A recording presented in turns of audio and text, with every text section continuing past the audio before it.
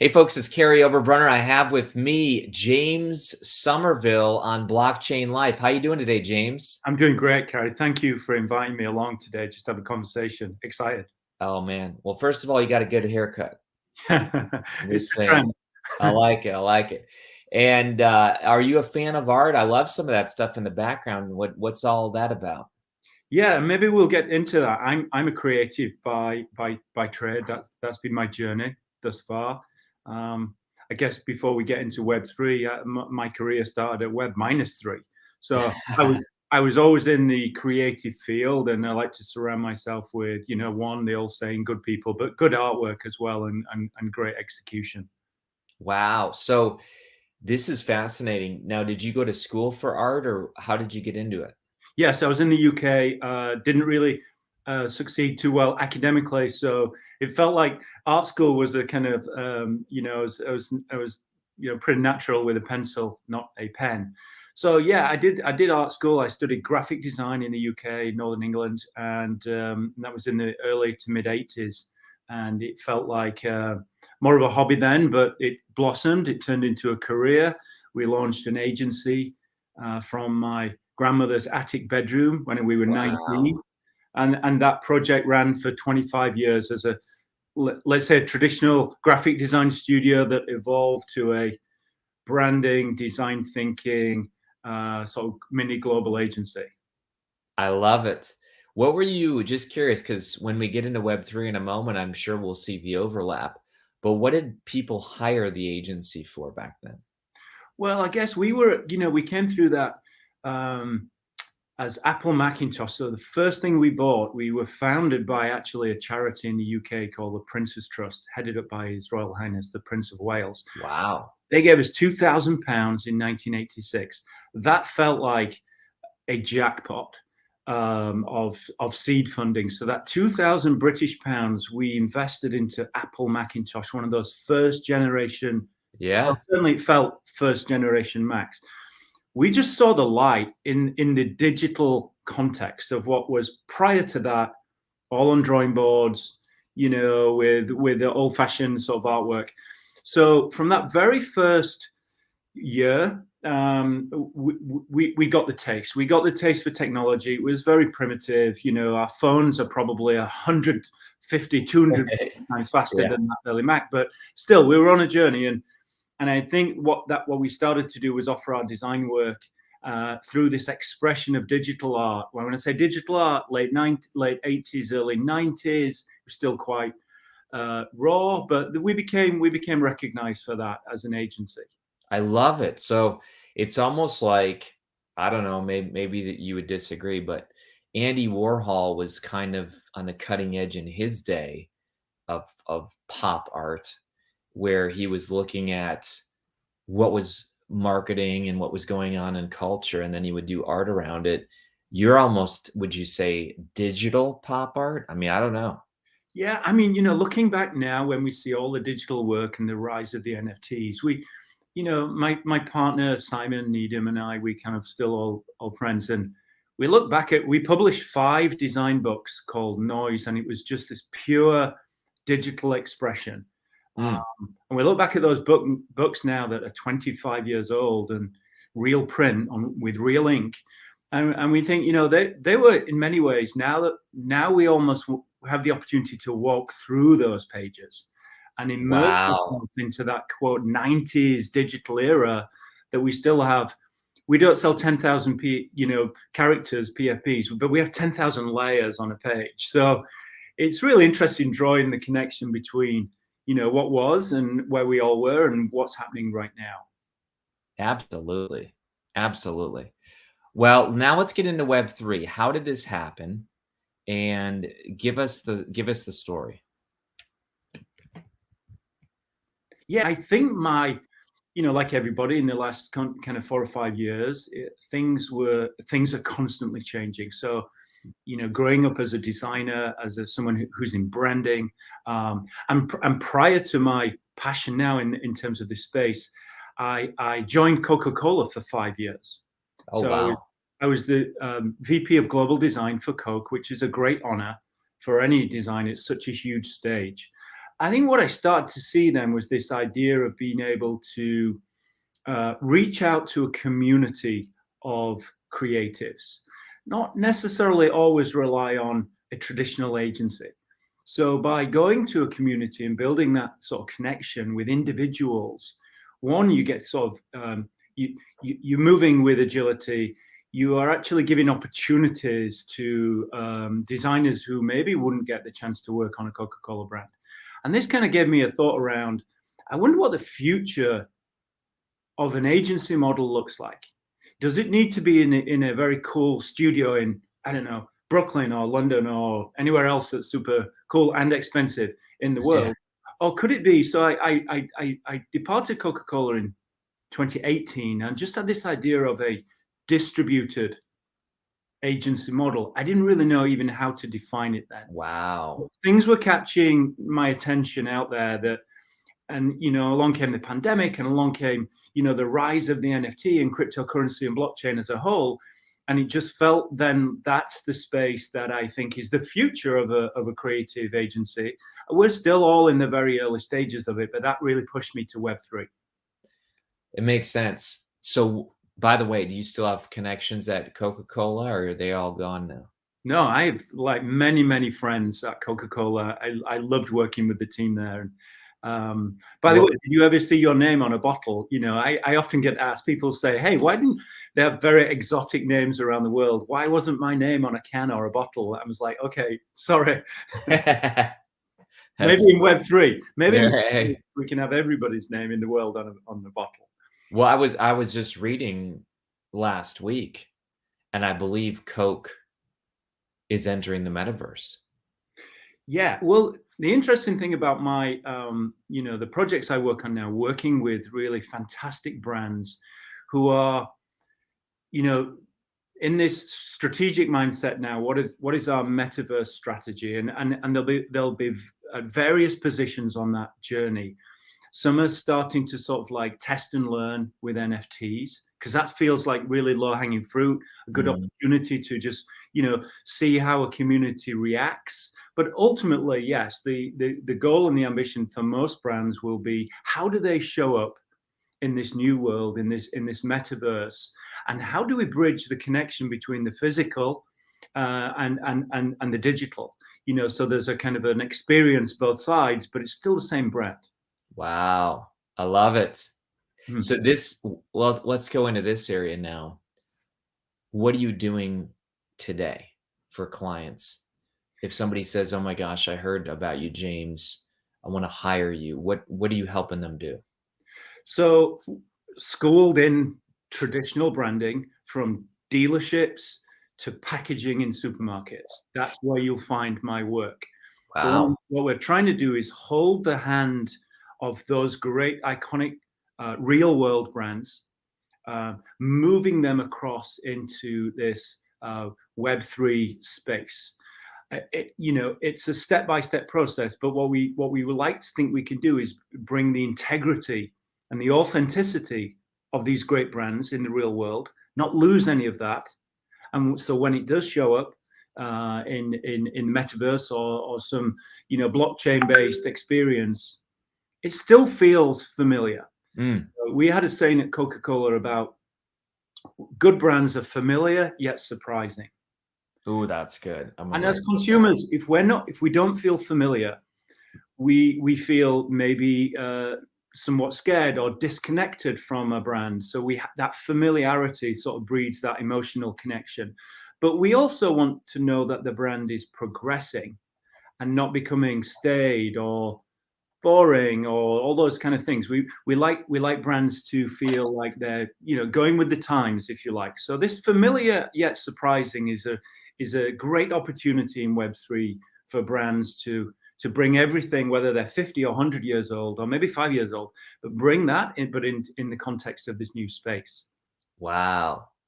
Are you able to share, maybe you can share names, maybe you can't, but can you share projects or case studies? I know you just mentioned, hey, a lot of brands are going after the low-hanging fruit, NFTs. They're starting to see how their audience is going to respond.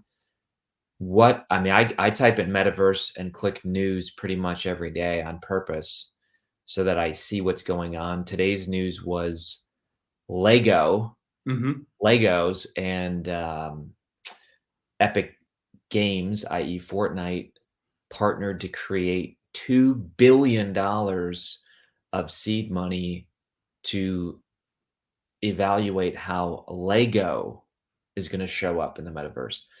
That's fascinating. I mean, to me, that says that this is not a fad because Absolutely you not. yeah.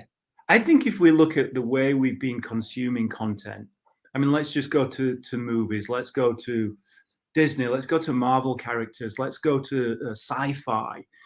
Even from the early days of cinema or TV, we as sort of consumers in the world, we've always had this kind of like desire. Maybe it's escapism to go to the Mhm. movies for 2 hours is just a great feeling, right?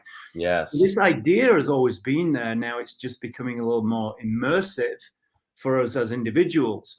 I can maybe own something in that space. I can turn left or turn right, and so I have choices rather than it being maybe in the Web 2 world. It's a little bit more linear. Web 1, no way, and printed books. Of course, we all love printed books, but so it's becoming the funnel is becoming wider, and Wow. I think that that meta thinking has always been there, and I'd take it from gaming, of course, gaming, but movies, even childhood comics strip, right, where we were on a voyage with a superhero in some way, and so really, it's just a manifestation of all those things in the last maybe 100 years or more. So this is just the next iteration, but in a way, here's why I think, James, we're on a pattern and a path, but it just got crazy, and here's why I think so. You have the technologies, Hmm. 5G, AR, VR, blockchain, crypto, metaverse, but what's mind-blowing to me is they're all converging, you know? Absolutely. Like, we might have had VR and AR for decades, but it was its own little compartment.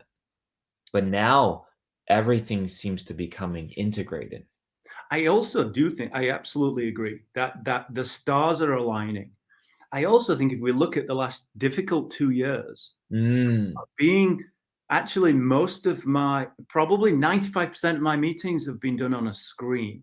yes. If I've occasionally been able to get out and meet someone for a coffee, like that's a great feeling. But we've now got used to this kind of experience of looking through a rectangle and forming relationships. I have so many COVID friends from the last 2 years that I've Wow. never met Yes. in the flesh, but I feel like I know them so well. So I do think that that's had a, if you take all that technology and the emergence and everything you've just said, but actually the way as humans now we've been forced to sort of engage, Yes. that's almost kind of the wrapper to it as well. I'll tell you what, James, last week we had our team retreat, Right. and I hired somebody over a year ago. She's now my strategic assistant. We chat on the phone every day for my calendar and details, and just last week, I saw her for the first time. Isn't that crazy? Yeah. I mean, but you know what's interesting? This we don't even realize it. Like, I'm like, hey, Melissa, hey." And then about 20 minutes later, I'm like, "This is the first time I've ever physically seen you." It I almost feel like that's normal now. We see each other so much on Hmm. Zoom, Facebook Live, that when we do see each other, it's not that much of a stretch. Yeah. I've got a similar story, and it maybe backs into your previous question. Yeah. So I'd sort of had a few workshop calls with a very there's a company out there that owns many typefaces, probably many on your keyboard in your on your PC. They're called Monotype, a very well established font, and they own one of their fonts. One of their many fonts is Helvetica. Oh, yeah. So start kicking around an idea with Bill, who works for Monotype, saying, "Hey, what if Helvetica? How would that even show up in the metaverse? What does that look like? Who would even NFT a font?"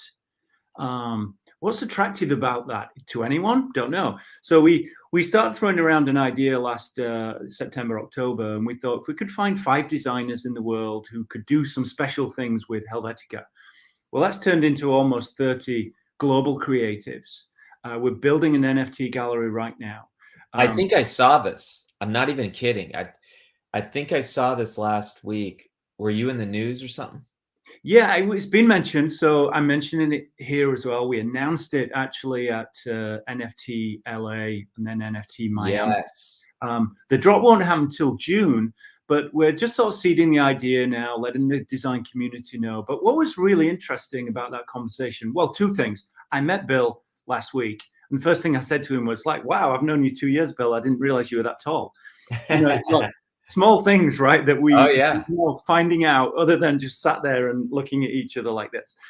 But when we'll think about the metaverse and signage and stores and wayfinding and street names or whatever, Ooh, however, well, there needs to be typography, right? Because we won't necessarily get lost, but we feel comfortable. That's the familiar. yes. That's the familiar, but wow, this is surprising. So how would a font show up in the metaverse? Not That's as a good. store, not as a necessarily maybe a gallery, but not that as it's not a product that we can wear sneakers, nice. It's not, but it's there. It can actually be across a space rather than a physical space. So just great conversations how some brands are now seeing how their products, their intellectual property, if you like, could actually still play a role, even if it's not a product you buy off the shelf in a supermarket. Yes. This is deep stuff. All right. We understand the font project. Anything else that you're excited about for the next, let's say 2022? You got any other projects or brands or case studies or things you're working on? The things I think will really allow us to maybe take that experience to the next level is how can we engage the senses beyond. Right now it's very visual. There'll be, of course, there's audio, but what happens when there's a brand that you could actually almost there's a scent to that brand? Now, I don't know, could it be a pizza? Could it be some food or something that you recognize immediately? What if there's almost eventually a sort of an inclination of a taste? So brands that could actually, as they do at the kitchen table, when they ignite all our senses because we see it, Oh, we yeah. smell it, we taste it, we enjoy it, we talk about it. For me, that's the untapped space in the metaverse that may happen over the next 2, 3, 4 years. Yes. Really engaging. And there are so many great brands out there that we have a relationship with because maybe it's been in our lives all our lives. How do they, rather than just showing up as a Coke bottle or as a box of granola bars, how does the crunchiness of something like that start to come into play? So I think we're interested in projects where it's not just a visual manifestation, but we go beyond that and Mm. and really try and bring a bit of the real world into more of the real world into this new world. What's your website, by the way? So behind this talk of NFTs and metaverse, we're building a community of designers and creatives. The project, as I rolled out of Coca-Cola in 2018, I called it Known Unknown. Mm. .com. But Known Unknown for me was the purpose, really, the idea, the why, was I wanted to give, unknown talents around the world working in bedrooms and coffee shops and, dorms, an opportunity to work on known brands.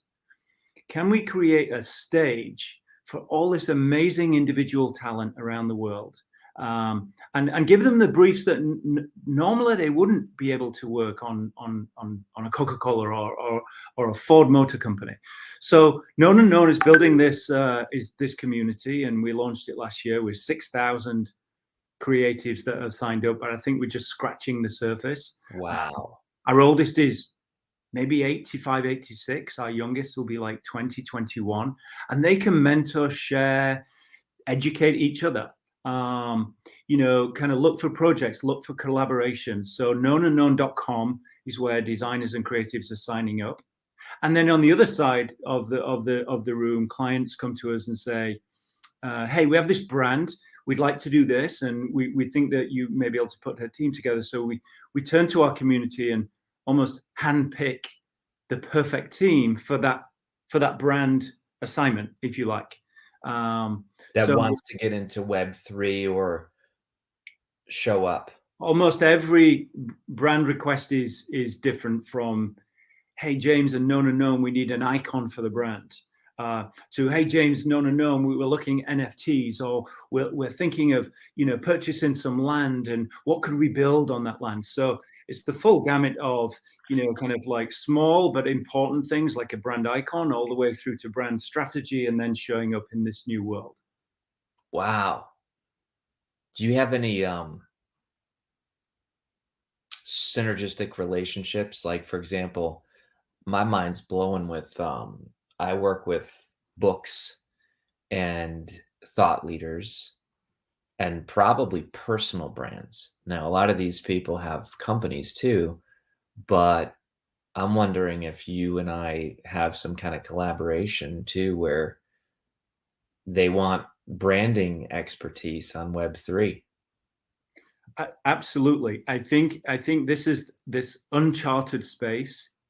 And I know there's lots of talk of Web3. I would say that there's so many foundational things in Web2, Web1, pre-web, in terms of branding, a good brand strategy. Mm. Before we run off into the sunset and create these wonderful, visual experiences, what is the foundation that will hold the brand? So I think the Web3 story is the exciting space, but I also like to bring through some of those more traditional, foundational elements of every brand. And I think that's the balance then between, or that's the connection point between the product at the supermarket or the vehicle in the dealership. And so when we see that in this new world, the foundation of that brand, the brand strategy, if you like, is continuous, even though the experience is very different. So I would love to show you so I'm a writer. Mm-hmm. My next book's called Blockchain Life. I'm already going to quote you on it because you said good brands are familiar but surprising. Mm-hmm. So I'm going to quote you in that, put you in there. A lot of my people are asking, what's the difference between Web 1, Web 2, Web 3? Can I show you a logo, or I guess you'd call it a chart that I've created Mm-hmm. from my own research? And can we just talk through it for a couple minutes? Yeah, love to. Okay. Because I don't know, you probably get that question a lot. The only way I can solve something is to like sit in a room quiet and try to just understand it myself. Can you see this? Yeah, here we go. It's coming in Okay. my glasses. So this is for my next book, but basically on the left-hand side, you have access, Mm-hmm. assets, attraction, benefit, byproduct, and so forth. And then I kind of said, here's Web 1, Mm-hmm. here's Web 2, here's Web 3, and here's some dangers or extremes, but any one that you want to just pick and say, I'd like to expand on that, or that's why Web 3 is dependent upon Web 1. Yes, Yeah, I'll pull a couple out on the rational and maybe both sides of my brain. I okay. go to danger. I would use the word trust. Now I'm only using it because that's a word I tend to use a lot. We coming from Coca-Cola, you have to trust a beverage. You have to trust something. There's nothing more intimate than putting something in your mouth, eating or Mhm. drinking. So trust is so important. I've worked extensively over the last 2 or 3 years with Ford Motor Company. We have to trust those vehicles, right? We have to trust autonomous vehicles around the corner. Yeah. So trust is so important in the real world, and will be as, if not more important, in Web3. So Mm. I think any new unicorn brand or a legacy brand, I think that Trust. will be. But I'm picking up on the word danger, because I think we are skeptical as consumers. We Yes. don't like huge change in one go. But if we feel like, I trust this brand, that then I think that goes a long way Mm, to to engaging. love that. I wrote that down. And the other one, maybe I'm looking along the line of image. Again, it's maybe my Coca-Cola training, but storytelling. Mm, The world is built on storytellers, mm, and from the beginning of time, wherever that story you believe as well. And so my point there is, we love stories. We sit with books with our children and read them stories. We were those children once when we go to the cinema. We just talked about that. So I think the storytelling side of how in Web 1, Web 2, and Web 3 just becomes even richer. But those powerful stories that kind of connect us as humans and importantly connect us to brands mm. um, will be very, very important in Web3. So That those is so two, good. So one those around are the two trusting. categories that Yeah. I'm missing. I'm missing trust and I'm missing storytelling. And then I need Um, to show how it shows up in each Web 1, Web 2, and 3. a third one then, as we're on this, may be authenticity. Mm, Being true to who you are. Now, how did that show up in Web 1? Hey, I'm Amazon. I sell books. Here's my first website. You know, interesting. today to tomorrow. So pick any brand that was almost launched in Web 1 and think, well, how were they communicating authenticity back then? What did they do in Web 2? And what would we expect to because again, as consumers, we want things to feel real Yep. and believable, and it connects to storytelling. But authenticity, I think, will be another great sort of ingredient, if you like, within Web3. Wow. Wow. I knew you would be the guy to tell me what I was missing. I'll tell you what, James, we're at our time, and I'd love, if possible, 10 minutes privately offline with you just to chat about Block 3 or Web chain, Web 3. Um, but knownunknown.com, is that right? That's correct. That's where creatives, and then of course, for finding me personally on LinkedIn, Instagram, any DMs if you like, that's the. But in terms of the platform, knownunknown.com. James Sommerville. I love it. Thank you for being here, folks. Reach out to him. Our whole audience is pretty much creatives. So a lot of you will find a lot of success in that community. Thanks for being here today, James. Cheers, Kary.